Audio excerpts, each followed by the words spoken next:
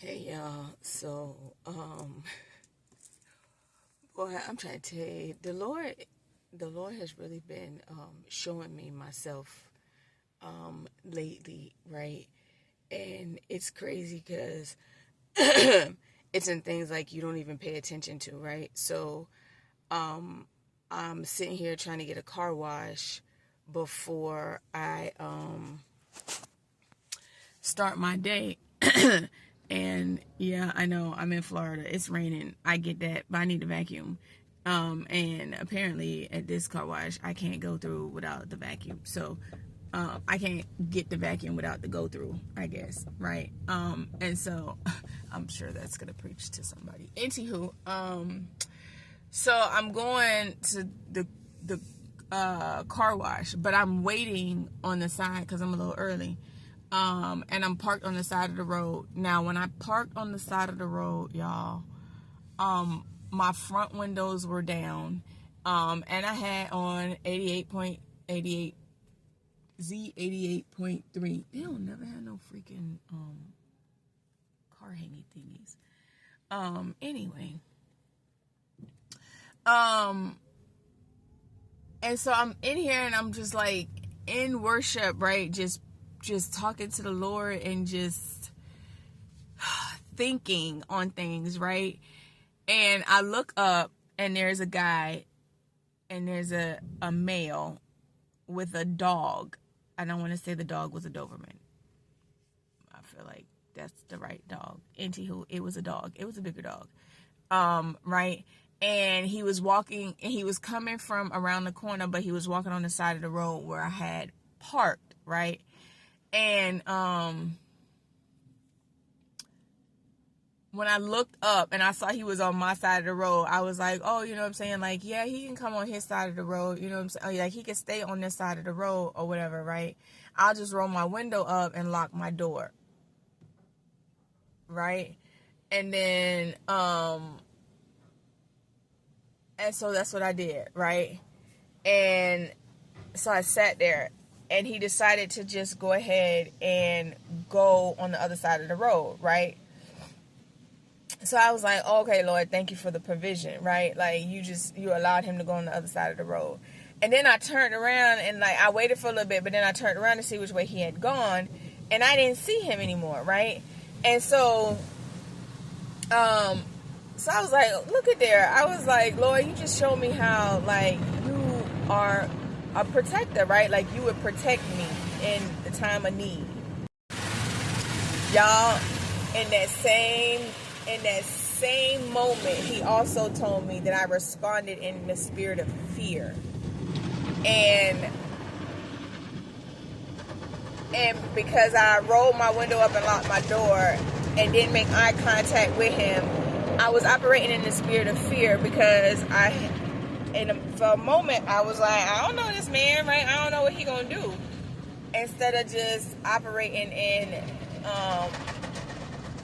the spirit, in the Holy Spirit, right? Trusting that God is going to take care of me regardless, right?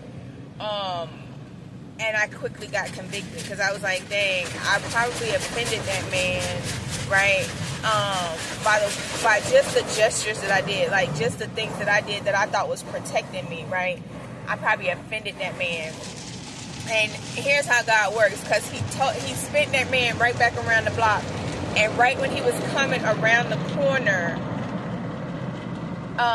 coming back to go back to the way he was going, I happened to look up and had to look right, and I looked right in his face, and I couldn't do nothing but smile and, you know, like give him a smile. But then I had that conviction because I was like, dang, like I wonder if I like made that man feel some type of way because of the way I responded.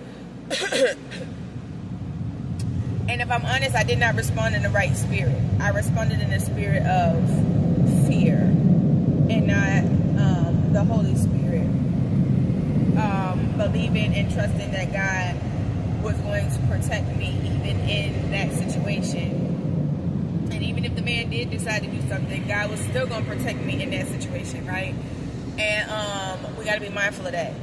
We might be doing that to people, and that's also turning people away from Christ. And if we're not aware of that, this is your warning, right? And now that you're aware, you got to do better with your response and how you just gesture and how you do things, because I don't know that man, and I can't say that you know what I'm saying, he would have done anything to me, but I judged him by his appearance, right? And I didn't know that man's heart, right? Like he might look a little rough because his life might have been a little rough, but his heart he might have had a purest of hearts, right? And I kind of judged that man by what I saw and not what I knew about him, and I was wrong, and I had to ask the Lord for forgiveness. But we got to be mindful of that, y'all. I love y'all. Hey y'all. Okay, so here's another one. So when he say he'll meet us where we are, right? That's like a current thing, right? Like, so that's always happening. So he's gonna meet us where we are always, right? So if today I'm on a good path, he's gonna meet me there.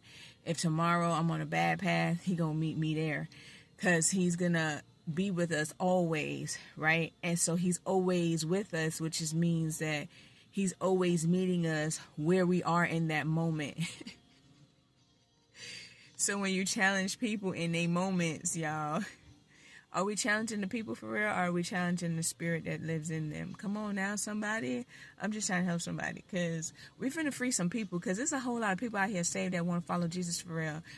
And all we need them to do is have the relationship, right? And then Jesus will do the rest. But we messing them up because we trying to put protocol on their walk. And Jesus is like, take the wheels, take them restrictions off of me. Because I'm in them like I'm in you. But I can't be in them like I want to be in them, because you keep restricting them. Come on, y'all. Let them people free. Let them people free. Let Jesus do his job. All we were supposed to do was introduce. We were supposed to be the people who introduced them to Jesus. And then Jesus was like, I got it from here. But we keep thinking because we was the ones who introduced them that we got some control over how this thing is supposed to go. And that's not how this thing's supposed to work, y'all. I'm just saying, this how he giving it to me. So this how I got to give it to y'all. But for real though, like, I'm just saying though, like at the car wash, y'all, I'm back here in the car and this is how Jesus is talking to me. I'm for real. Like it's blowing my mind. But anyway, y'all, come on now. He with the people. He meeting them every day where they at.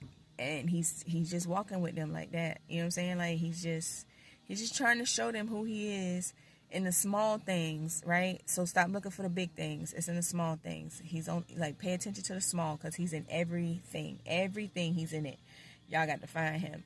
Y'all ain't got the eyes to see, because y'all waiting for the big finale. And that's death. I'm just saying, I don't know.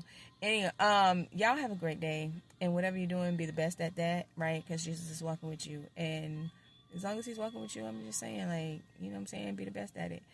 And every day he gives you a chance to, is another day to get it right with him, right? And so I'm just saying, because he's still meeting you where you are, and he's loving on you, and so am I.